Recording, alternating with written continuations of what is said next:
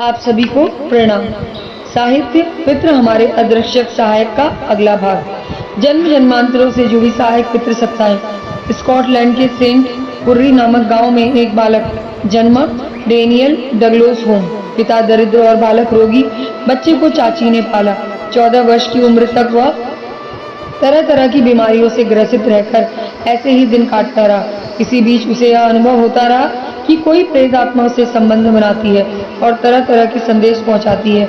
डरते डरते उसने वे संकेत घर वालों और पड़ोसियों को बताया। पूर्व सूचनाएं जब सही निकली तो उनका विश्वास बढ़ता गया और अमुक समस्या का हल प्रेत आत्माओं से पूछकर बताने के लिए उसका उपयोग किया जाने लगा। जो परामर्श मिलते उनमें से अधिकांश बहुत ही उपयोगी, महत्वपूर्ण और अप्रत्याशित होते थे। जब भूत प्रेत की बात अधिक फैली तो चाची डर गई और उसने झंझट भरे होम को घर से निकाल दिया। वहां से वह इंग्लैंड चले गए। अपनी शारीरिक रुग्णता की चिकित्सा कराने के सिलसिले में उसका संपर्क डॉक्टर कॉक्स से हुआ। वे अध्यात्मवादी थे। उनने न केवल रुचिपूर्वक इलाज ही किया वरन लड़के की आत्मिक शांति को बढ़ाने में भी सहायता की ताकि वह परलोक की आत्माओं से अधिक अच्छा संबंध बना सकने में समर्थ हो सके।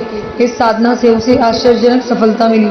उसे प्रेत आत्माओं का प्रामाणिक संदेश वाहक माना जाने लगा।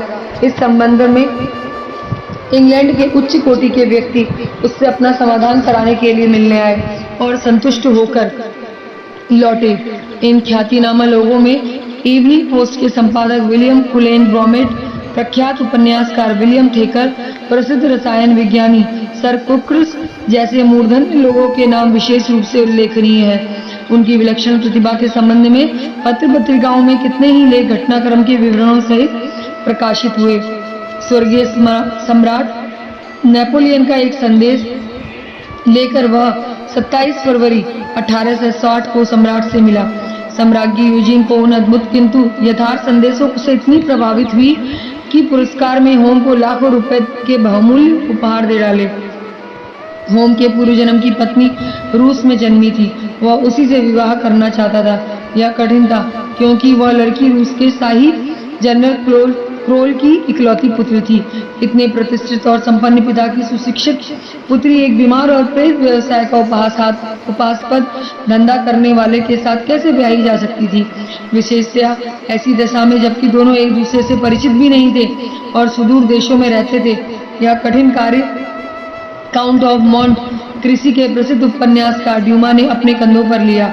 उनने संदेशवाहक की सफल भूमिका निभाई और अंततः 8 अगस्त 1860 को दोनों का विवाह हो गया। दोनों ने मिलकर प्रेत विद्या के शोध कार्यों को और भी आगे बढ़ाया। होम 9 जून 1879 को मरा। इससे पूर्व वह अपने प्रेतात्माओं के संदर्भ में एक खोजपूर्ण पुस्तक प्रकाशित कर चुका था, lights and shadows of spiritualism.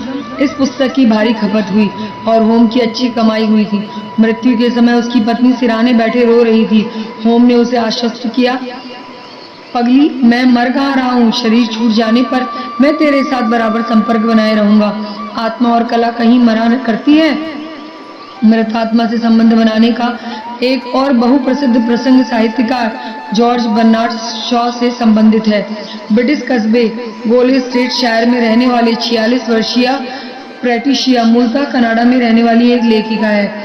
उनका कहना है कि कई वर्ष पूर्व वे महान नाटककार जॉर्ज बर्नार्ड शॉ से आयरलैंड के किरलानी झील के तट पर एक होटल के कमरे में मिली थी और दोनों में प्यार हो गया। बर्नार्ड शॉ अपनी मृत्यु के बाद भी प्रतिदिन रात में मेरे कमरे में आकर मुझसे मिलते हैं। मृत्यु के उपरांत पहली रात जब शॉ की आत्मा आई तो दोनों ने एक वर्णमाला तैयार कर ली। उसी के आधार पर दोनों में बातें होती हैं। पैट्रिशिया जॉर्ज बर्नार्ड शॉ को बर्नी कहते हैं। उसके अनुसार बर्नी ने उन्हें एक अंगूठी विवाह की रस्म पर दी थी। यह विवाह बर्नार्ड शॉ की मृत्यु के बाद हुआ। वह अंगूठी पैट्रिशिया की हथेली पर हरदम चमचमाती रहती है। पैट्रिशिया के एक बच्चा भी है जिसे वह शॉ यानी अपने बर्नी का, हालांकि यह बच्चा उनकी मृत्यु के 10 वर्ष के बाद हुआ।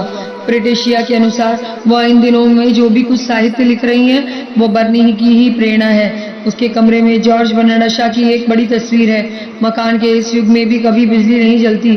पुराने लैंप टिमटिमाते हैं। शेष भाग घने अंधेरे में लिपटे रहते हैं। एकांत में यह अक्सर अदृश्य बरनी से बातें करने लगती है। उनके साहित्य को देखकर उनकी बात पर अविश्वास भी नहीं होता।